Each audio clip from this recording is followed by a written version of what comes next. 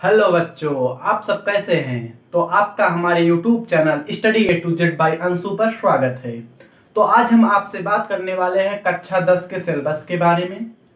और आपको हम आज पहला चैप्टर शुरू करेंगे कि जीव विज्ञान क्या है, थोड़ा सा परिचय देंगे।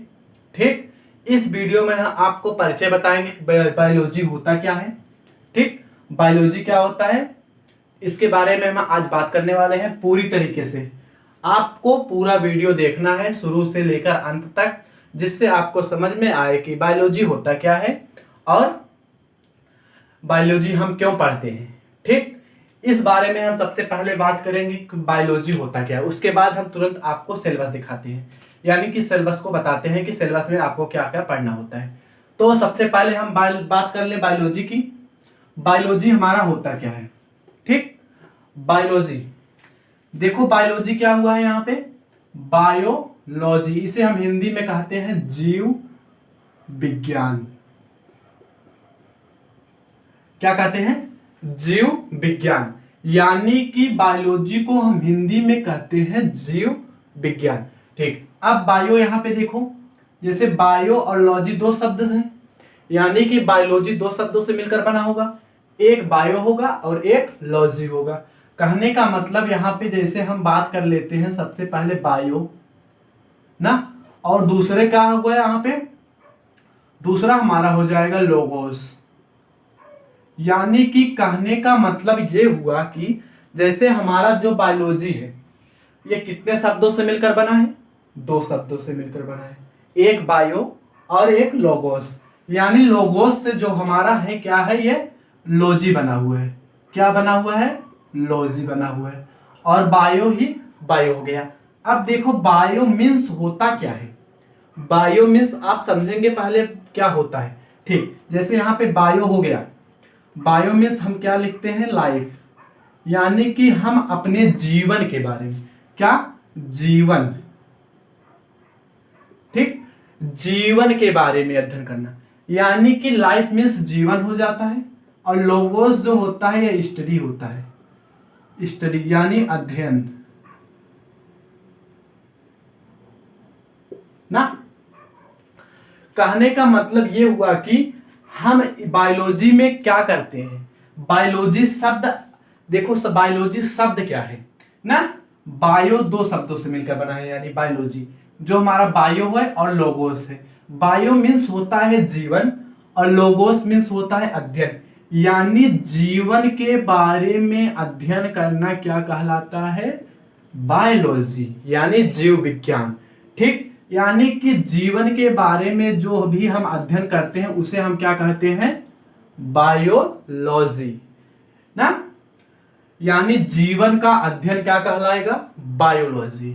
अब बायोलॉजी के फादर कौन है, बायोलॉजी के father, father of biology, father of biology कौन हो जाएंगे, आपको पता होगा। आप कक्षा 10 में पहुंच चुके हैं। बायोलॉजी के पिता हम क्या है नहीं पता है तो अब पता हो जाएगा। जैसे कि यहां पे हो जाता है अरस्तु। अरस्तु साहब क्या है, बायोलॉजी के पिता हैं। यानी कि बायोलॉजी के पिता कौन हो जाएंगे, यहाँ पे फादर ऑफ बायोलॉजी आपके अरस्तु साहब जी हो जाएंगे। ठीक, यहाँ पे बायोलॉजी के पिता कौन है, अरस्तु। हमारा बायोलॉजी जो है दो भागों से मिलकर बना है, दो शब्दों से मिलकर बना है, एक बायो एक लोगोस। बायो का मीन्स होता है लाइफ और स्टडी, लोगोस का मीन्स होता है स्टडी। यानी जीवन के बारे में अध्ययन करना क्या कहलाता है, बायोलॉजी कहलाता है। बायोलॉजी के पिता अरस्तु। ठीक, यहां तक समझ में आ गया। अब हम आगे बढ़ते हैं, आगे क्या होता है बायोलॉजी। ठीक, बायोलॉजी के बारे में अब हम आगे देखते हैं। बायोलॉजी में यहां पे हो गया। ठीक, अब बायोलॉजी के होते हैं दो भाग, कौन कौन से, एक तो होता है जूलॉजी और एक होता है बॉटनी।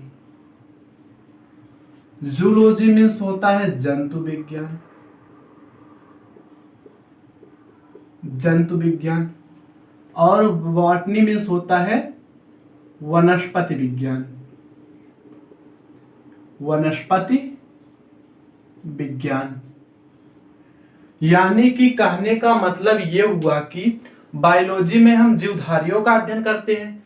ये तो बात समझ में आ गई कि बायोलॉजी में हम क्या करते हैं, जीवधारियों का अध्ययन करते हैं। बट लेकिन जीवधारी होते क्या हैं, हम कैसे पता करेंगे कि हमारे आसपास तो बहुत सारे वस्तुएं हैं, जैसे टेबल, कुर्सी, गाय, भैंस, बिल्ली, कुत्ता आदि सब मानव भी घूम रहे हैं। तो यानी कि हम इसमें कैसे पता करेंगे कि कोई चीज जीवित है ना। तो जीवित होने के लिए कुछ कंडीशन अप्लाई होती होंगी। जैसे कि बायोलॉजी में हमने क्या कहा यहाँ पे कि जीवधारी के बारे में अध्ययन करते हैं। किसका? जीवधारी। ठीक, लेकिन जीव होते क्या है ना। तो जीव होते क्या है, तो हमने पहले बायोलॉजी को देखा, यहाँ पे दो भागों में बांट दिया। ठीक, एक जंतु विज्ञान, एक वनस्पति विज्ञान, यानी जूलॉजी और बॉटनी। कहने का मतलब ये हुआ कि जूलॉजी यानी जिसमें ही हम क्या करते हैं, पूरे जंतुओं का अध्ययन करते हैं, यानी कि जंतु विज्ञान। सिर्फ इसमें हम किसका अध्ययन करते हैं, जंतुओं का अध्ययन करते हैं। अब देखो कैसे याद करेंगे इसको। हम याद करने के लिए आपको यहां पे दिख रहा है क्या, जूलॉजी, दो शब्द दिख रहे हैं। एक शब्द तो ये हो गया कि जू, और एक शब्द हो गया लॉजी। लॉजी का मतलब अभी हमने आपको बताया क्या होता है, लोगोस। लोगोस मीन्स होता है आपको स्टडी हो जाएगा। इतना बात समझ में आई। आगे देखो यहाँ पे जू, जू मीन्स होता है चिड़ियाघर ना। चिड़ियाघर में आप देखने क्या जाते हैं, वहां पे कुछ पुराने जंतुओं को देखने जाते हैं ना, जो आपने कभी देखा नहीं, शेर, बाघ, जिराफ, हाथी, मगरमच्छ आदि चीजों को देखने जब वहां पे जाते हैं, तो यानी कहने का मतलब वहां पे चिड़ियाघर में रहते क्या है, जीव रहते हैं, यानी जंतु रहते हैं। ठीक, जंतुओं को हम नए नए यानी नए पुराने जंतुओं को देखने जाते हैं। यानी कहने का मतलब जू मीन्स होता है चिड़ियाघर। क्या हो जाएगा, चिड़ियाघर हमने यहाँ पे कहा आपको। ठीक, चिड़ियाघर में क्या पाए जाते हैं, जंतु पाए जाते हैं। यानी कहने का मतलब हम इसमें क्या करते हैं, जूलॉजी में जंतुओं के बारे में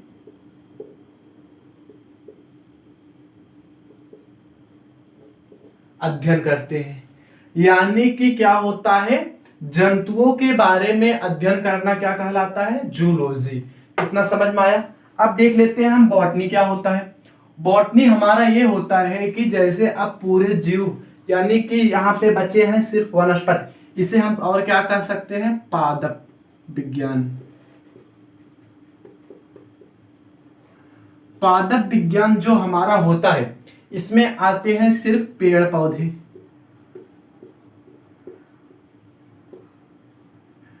पेड़ पौधे ना। यहां पे आते हैं पेड़ पौधे, यानी कि पेड़ पौधों के बारे में अध्ययन करना क्या कहलाता है, बॉटनी। जंतुओं के बारे में अध्ययन करना क्या कहलाता है, जूलॉजी। अब हम बात कर लेते हैं इनके पिता के बारे में, जैसे फादर ऑफ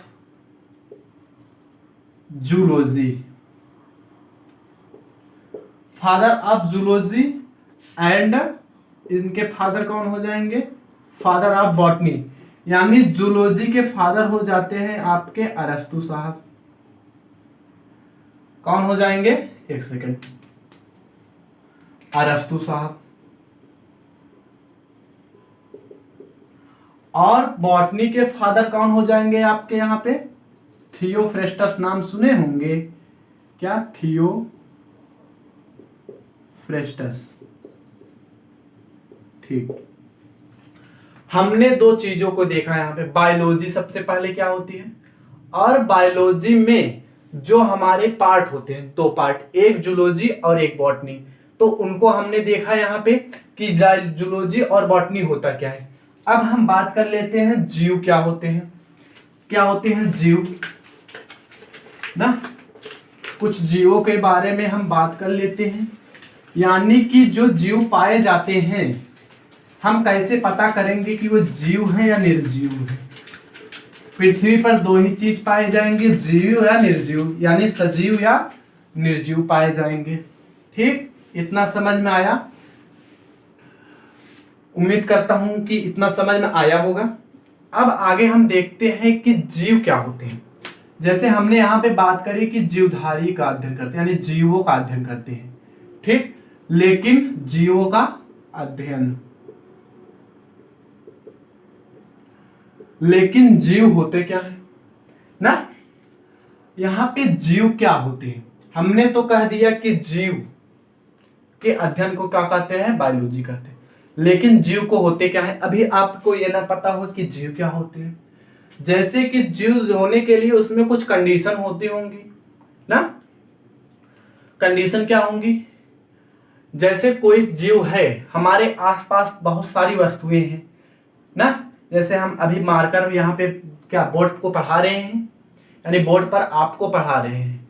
ठीक, हमारे सामने बहुत सारी वस्तुएं रखी हैं, टेबल रखा गया है, कुर्सी रखा गया है, आपके आसपास जो भी वस्तुएं हैं। उसके बाद हम देखते हैं कि क्या कि गाय, भैंस, बिल्ली, कुत्ता, बकरी आज चीजें हमारे पास हैं ना। बहुत सारे जीव हैं, बहुत सारे निर्जीव है, निर्जीव या जीव है, बहुत सारी वस्तुएं कह सकते हैं। अभी अभी हमको नहीं पता है कि जीव क्या होते हैं ना। हम कह देते हैं कि हमारे साथ, हमारे आसपास बहुत सारी वस्तुएं पड़ी है। तो इसमें से जीव कौन है और निर्जीव कौन है? तो इसको पता करेंगे कैसे हम? जैसे जीव यानी सजीव और निर्जीव हमें पढ़ने के लिए ये दो भागों में बांटा गया है। एक तो सजीव हो गए और एक निर्जीव हो गए ना। कहने का मतलब, अब जो जीव होंगे उसे हम सजीव कहेंगे, यानी जीव और सजीव। ठीक, अब जो जीव होंगे वो जीव होंगे और जो निर्जीव होंगे उसको हम निर्जीव कैटेगरी में रखेंगे। इसके लिए कुछ शर्तें बनी होंगी जीव के लिए कि सजीव में क्या क्या होता है, कैसे हम पहचानेंगे कि वह सजीव है ना। तो सबसे पहले हम देखते हैं यहाँ पे 3, 4, 5, 6, 7 कंडीशन है। जैसे कि हम देखते हैं पहला क्या होता है? वृद्धि। जो वृद्धि होती है, क्या ये निर्जीवों में संभव है, सजीवों में संभव है या जीवों में संभव है? हम कह सकते हैं कि वृद्धि सबसे पहले क्या होती है। जैसे आप पहले छोटे बच्चे रहे होंगे ना। जैसे हम आपको बता रहे हैं, जैसे पौधे, कोई बीज है, अब हम उसको लेकर कहीं जाके गाड़ दिए ना, जमीन में गाड़ दिए, वो पड़ा रहेगा। वैसे कुछ समय बाद वह क्या करेगा? जर्मिनेशन करेगा ना, उगना प्रारंभ करेगा। ठीक, कुछ समय के या कुछ दिनों के बाद क्या करेगा? उसमें से पत्तियां निकलेंगी ना। यानी कि जब हम बीज को बोए थे तो हमके एक सीड ही, यानी एक सीड था छोटा सा, उसके बोए मिट्टी में तो क्या हुआ? वहां से एक पौधा बनना शुरू हुआ ना। एक पौधा बनना शुरू हुआ और नीचे जड़ें जाने शुरू हुई। कहने का मतलब ये हुआ कि ये वृद्धि कर रहा है। पहले तो एक बीज था, फिर एक छोटा सा पौधा हुआ, उसमें 2 पत्ते निकली, फिर उसके बाद ये धीरे बड़ा होते हुए क्या हुआ? एक पौधे के रूप में बन गया होगा ना। 1 सेकंड रुकिएगा।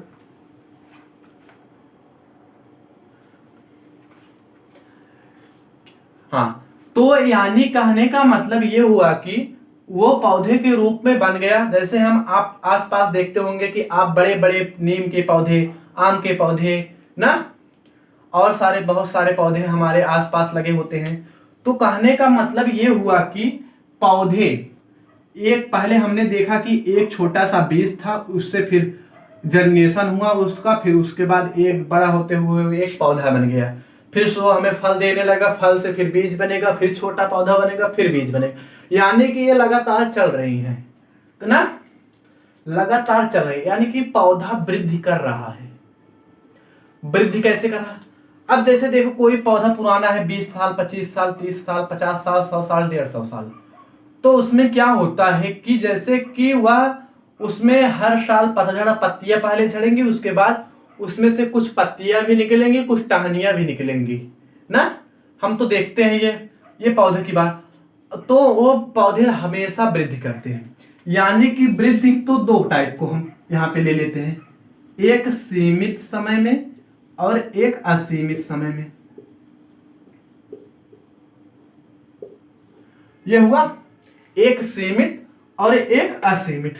कहने का मतलब कि पौधे तो 20 साल बाद भी वृद्धि कर रहे हैं, 50 साल बाद भी वृद्धि कर रहे हैं, 100 साल बाद भी वृद्धि कर रहे हैं। तो उसमें कौन सा वृद्धि होगा? ये कौन किस में होगा? पौधों में होगा ना। यानी कहने का मतलब ये हुआ कि पौधे लगातार वृद्धि करते हैं, हमेशा वृद्धि करते हैं। इसे इसलिए हम इसे कहते हैं असीमित वृद्धि होती है, किसमें? पौधों में। तो आइए हम आगे बात करते हैं सीमित समय। जैसे हम लोगों में सीमित समय में वृद्धि होती है, हमारी उम्र लगभग कितनी बढ़ती है? 20 से 22 साल तक ना। हम क्या होते हैं? बड़े होते हैं, लंबाई में वृद्धि होती है हमारी। जैसे कि हम छोटे बच्चे थे पहले, उसके बाद धीरे धीरे बढ़ते यहाँ तक आए, आप कक्षा 10 में पहुंचे, हम यहाँ पे आपको पढ़ा रहे हैं, यानी कि कुछ बड़े हुए, वृद्धि किए ना। इसीलिए जंतुओं में क्या होगा? जंतुओं में होता है सीमित समय में वृद्धि, यानी सीमित समय तक वृद्धि होगा। लगभग ये क्या करते हैं? 20 से 22 साल तक ही वृद्धि करते हैं। कहने का मतलब जिसमें वृद्धि होता है उसे सजीव कह सकते हैं, जीव कह सकते हैं। अब जैसे निर्जीव में कुछ अपवाद हैं, आपने देखा होगा या आपने सुना होगा, आपने ध्यान नहीं दिया होगा। तो सबसे पहले जैसे कि आपने देखा कि यहाँ पे जैसे हमने आपको एग्जाम्पल दे रहे हैं किसका? निर्जीव का। निर्जीव में आता है जैसे हिमालय पर्वत। हिमालय पर्वत में देखें, ध्यान दिया कभी? नहीं दिया। जैसे कि हिमालय पर्वत, वो क्या करेगा? जब उस पे ठंडी समय में वहां तो ठंड रहती होगी, तो वहां पे क्या है? को बर्फ जम जाते हैं ना। बर्फ जमने के बाद उसकी ऊंचाई बढ़ जाती है, वृद्धि हुई, ऊंचाई बढ़ी, वृद्धि हुई। फिर क्या होता है कि जब बर्फ पिघलेगा वापस से, तो कहां पानी चला जाएगा? बर्फ पिघलकर पानी बनेगा, पानी चला जाएगा नदियों में हमारे। यानी कि जब बर्फ पिघलेगा तो फिर वृद्धि कम होगी, कम हुई वृद्धि। इसीलिए इसे अपवाद में रखा गया है, क्या? हिमालय पर्वत। और एक एग्जाम्पल है हमारा क्या? रेत का टीला। रेत का टीला, रेत का टीला क्या होता है?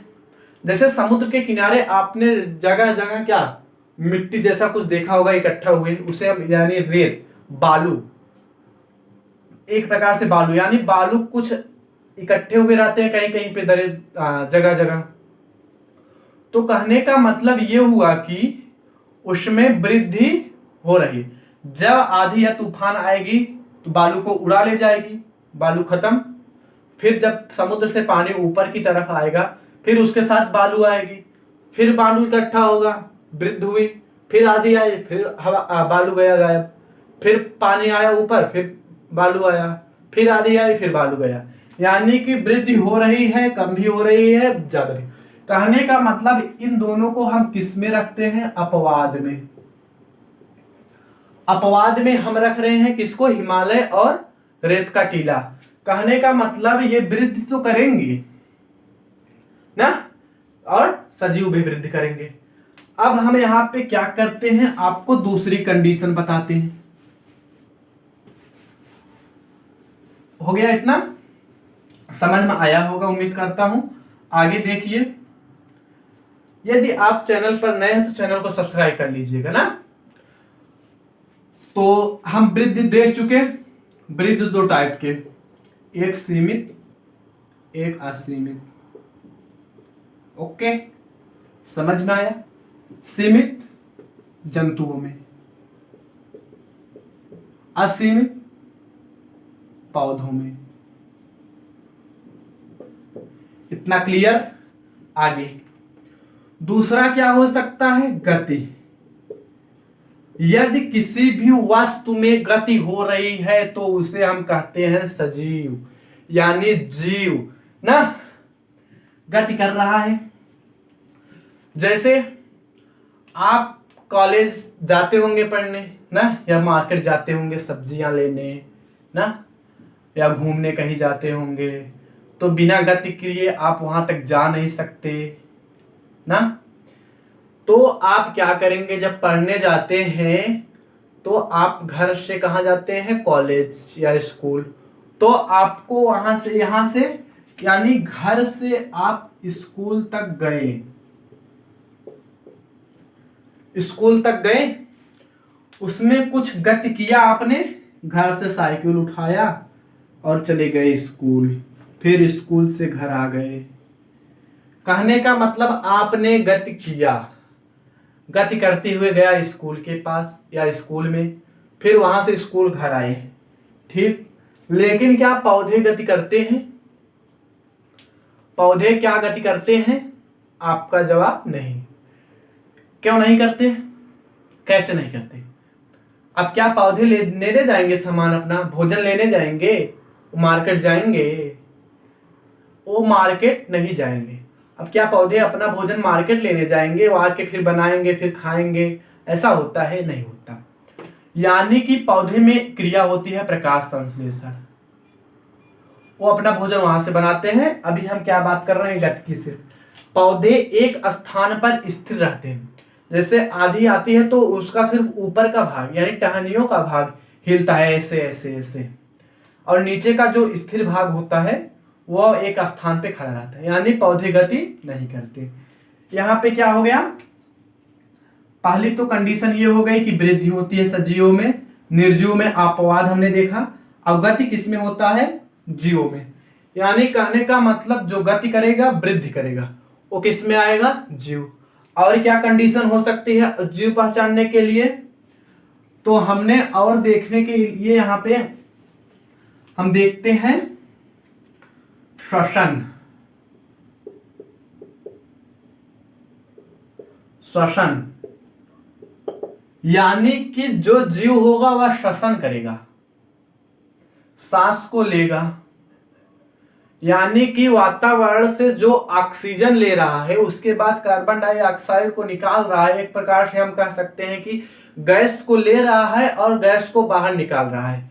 यानी कि कहने का मतलब ये हुआ कि उसमें से हम वायुमंडल से क्या करते हैं, वायुमंडल से हम ये करते हैं कि मिश्रित गैस लेते हैं, उसमें से बहुत सारी चीजें, उसमें से बहुत गैस मिली होती है, जैसे कार्बन डाइऑक्साइड, नाइट्रोजन, ऑक्सीजन और तमाम प्रकार की गैसें मिली होती हैं, ठीक। तो क्या करते हैं, हम पूरे गैसों को ऑब्जर्व कर लेते हैं, ले लेते हैं, उसके बाद कुछ गैसों को बाहर निकाल देते हैं, जो हमारे उपयोग के लिए उसको अंदर रख लेते हैं और सबको बाहर निकाल देते हैं। यानी कहने का मतलब जो जीव होगा वह श्वसन करेगा, श्वसन करेगा, ठीक। जैसे सांस लेते हैं, अभी हम सांस ले रहे हैं ना, श्वसन कर रहे हैं, ठीक। क्या पौधे श्वसन करते हैं? करते हैं ना।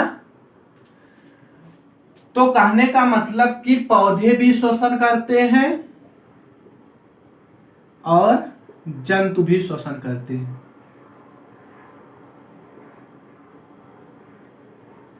हैं, ठीक। कहने का मतलब यह हुआ कि पौधे भी श्वसन करते हैं और जंतु भी श्वसन करते हैं। अब श्वसन में होता क्या है, जैसे श्वसन की परिभाषा ये होती है कि जैसे भी हम क्या करते हैं, ऑक्सीजन को लेते हैं, कहने का मतलब हम ऑक्सीजन लेते हैं, किसी से पूछोगे तो क्या करेगा, नॉर्मली भाषा में क्या हम ऑक्सीजन को लेते हैं, कार्बन डाइऑक्साइड निकालते हैं।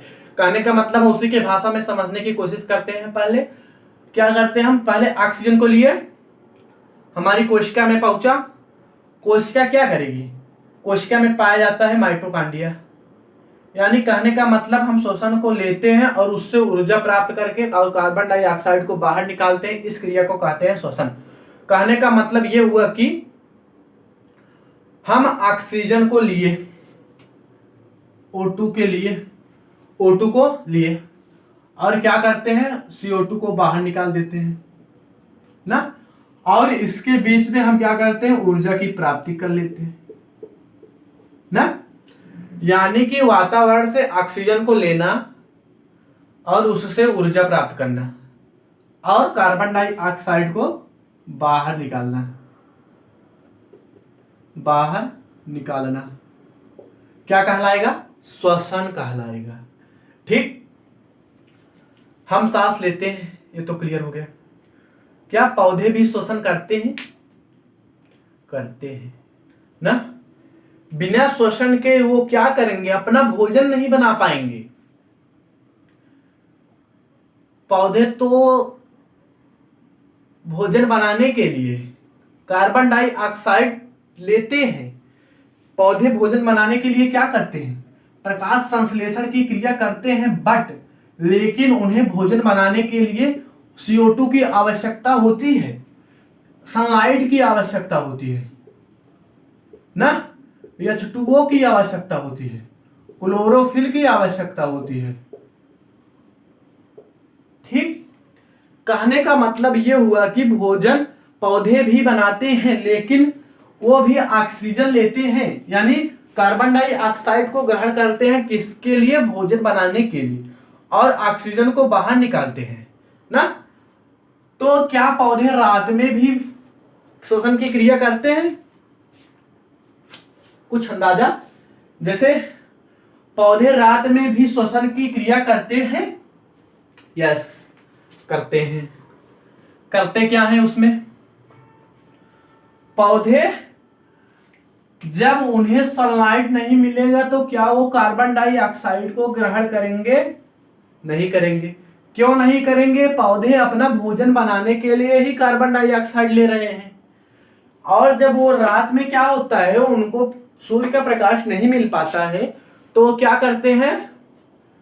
ऑक्सीजन को लेते हैं, कार्बन डाइऑक्साइड को नहीं लेते हैं ना। इतना समझ में आया?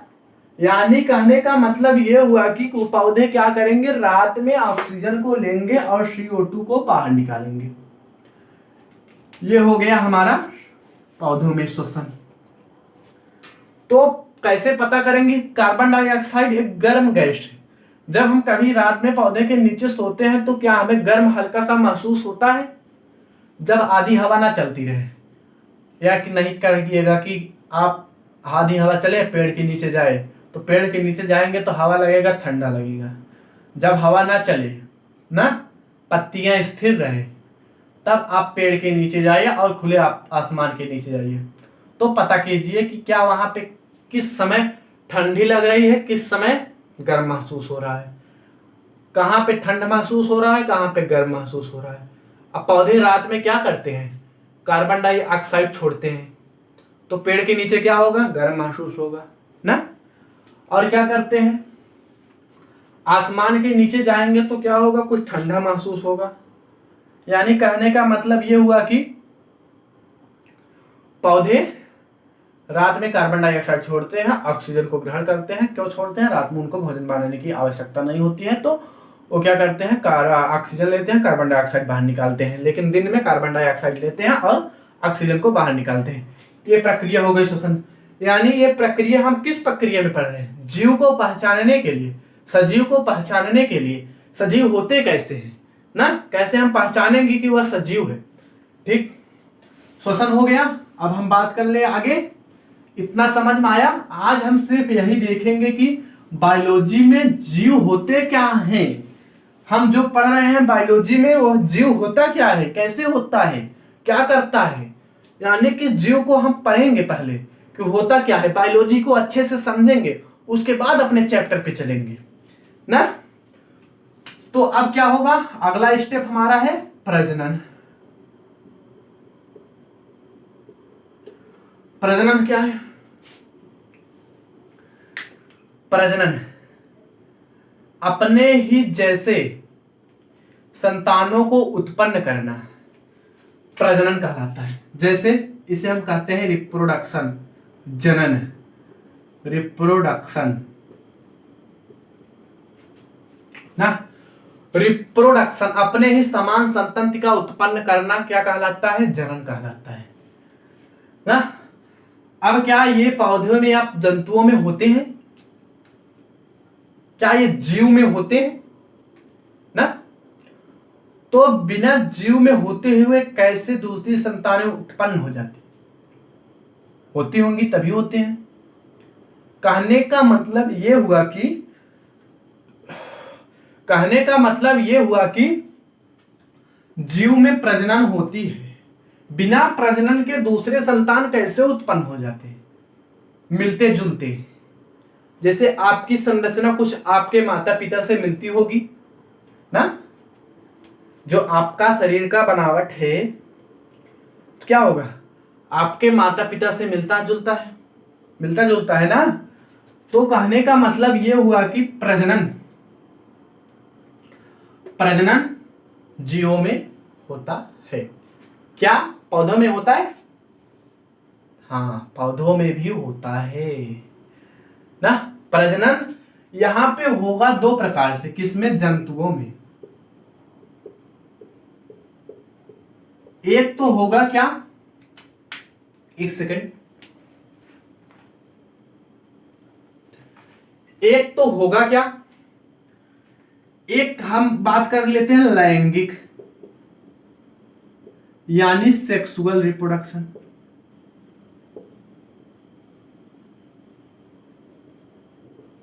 ना, दूसरा क्या हो जाएगा? अलैंगिक। कहने का मतलब असेक्सुअल रिप्रोडक्शन।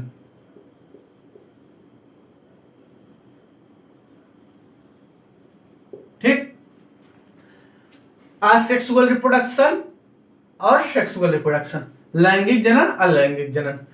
अब ये होते क्या है? लैंगिक जनन में क्या होता है? यहां पे हमें क्या होगा?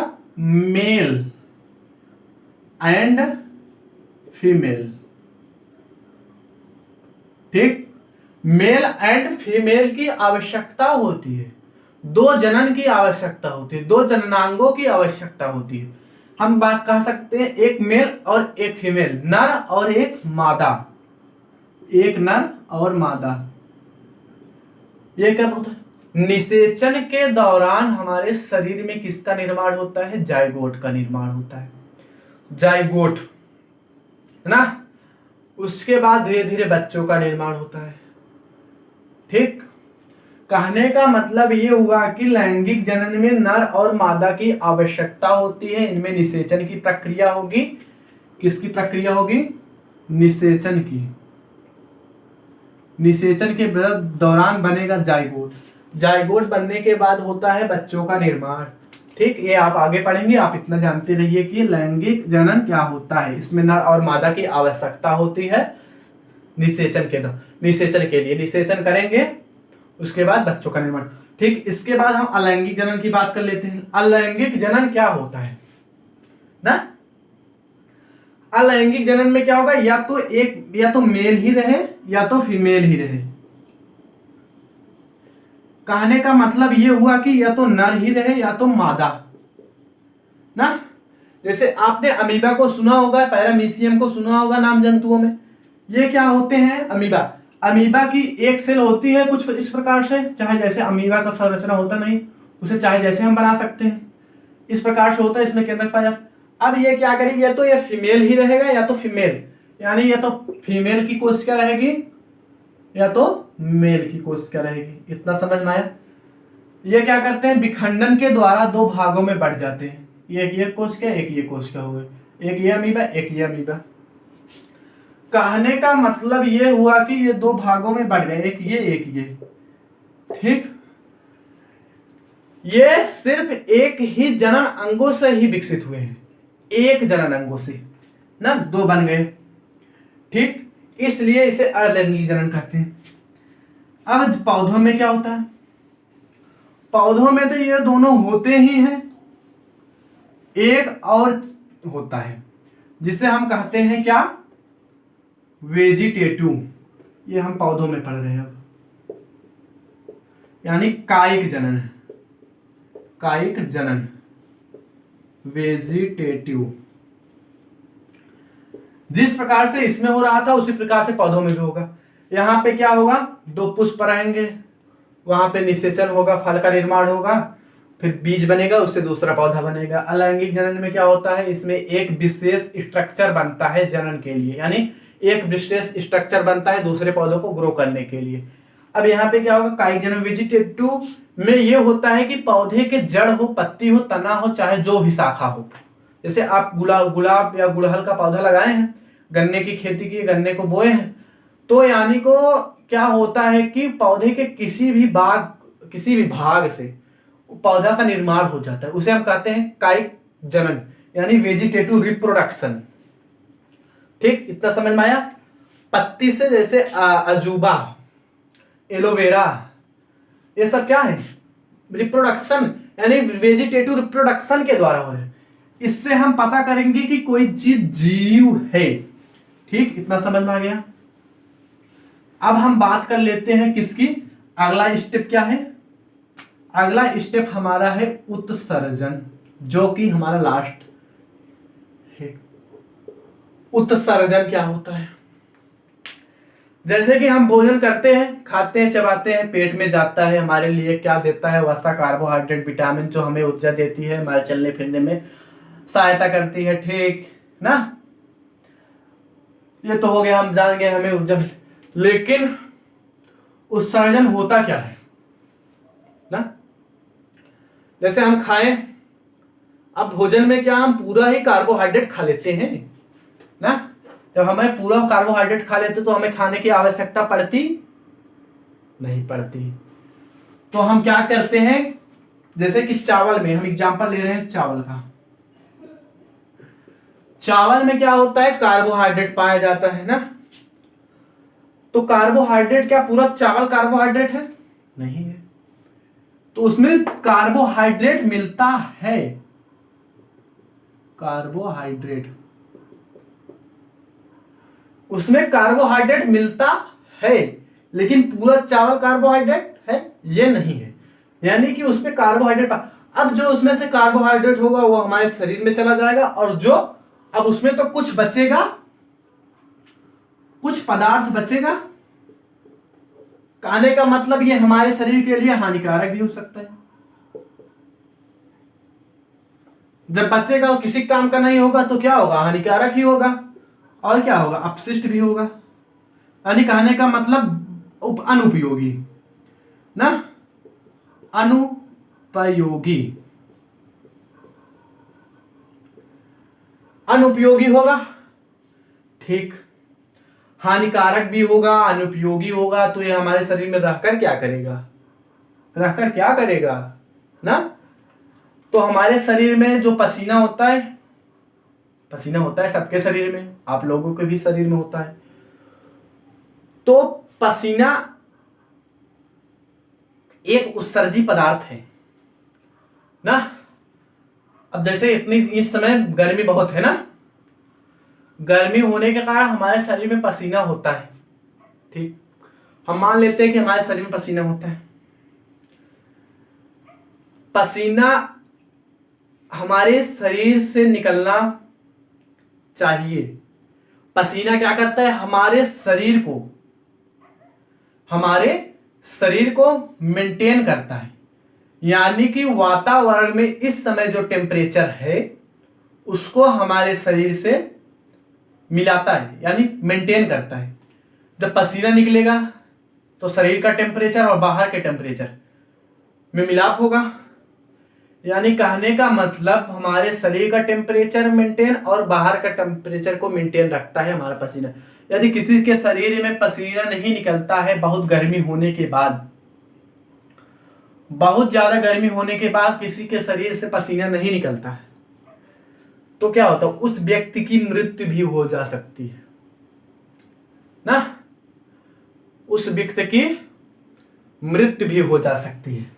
यानी पसीना निकलना हमारे लिए लाभदायक है ना, लाभदायक होता है। ठीक, लेकिन क्या पसीने के रूप में ही निकलते हैं हानिकारक पदार्थ? नहीं,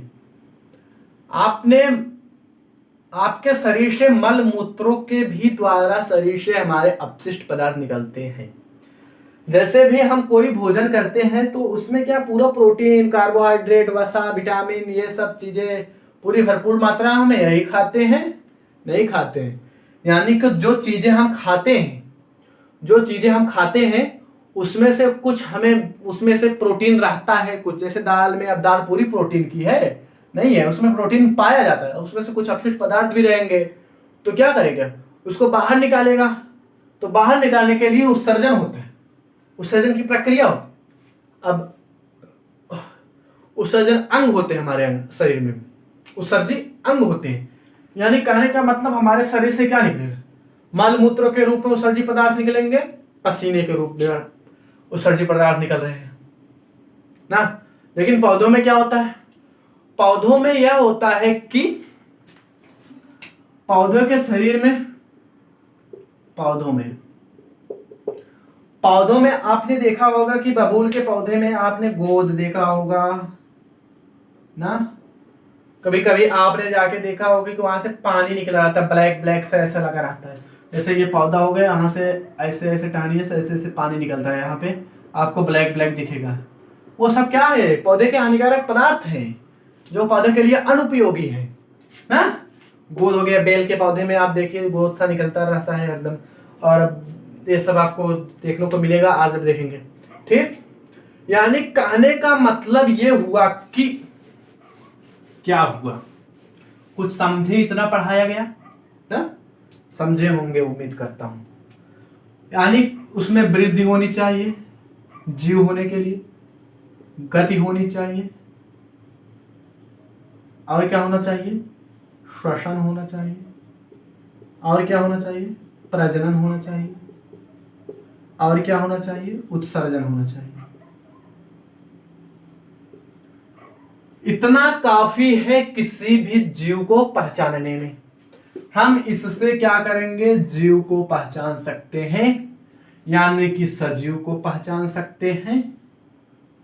क्या करेंगे, सजीव को पहचान सकते हैं।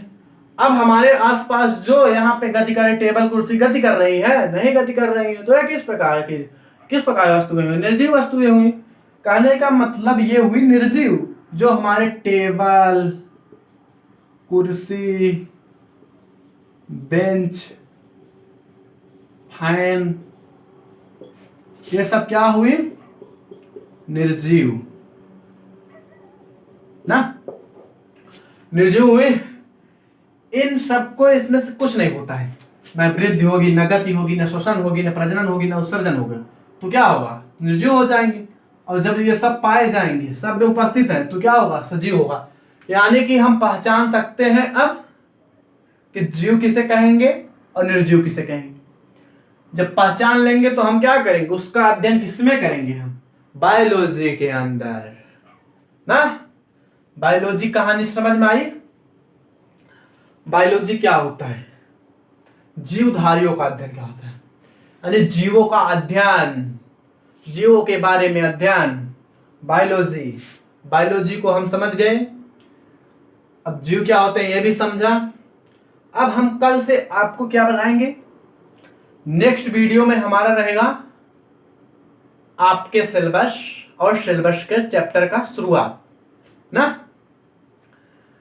पहले हमको आपको बताना है कि सिलेबस, यानी जो चैप्टर है हमारा सिलेबस में, उन सबसे आपके एग्जाम में सबसे ज्यादा किस चैप्टर से पूछा जाता है, ये सब की डिटेल बारे में बात करेंगे और चैप्टर की शुरुआत करेंगे।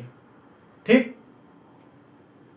आशा नहीं उम्मीद है आप लोगों को यह वीडियो समझ में आया होगा, या लेक्चर समझ में आया होगा।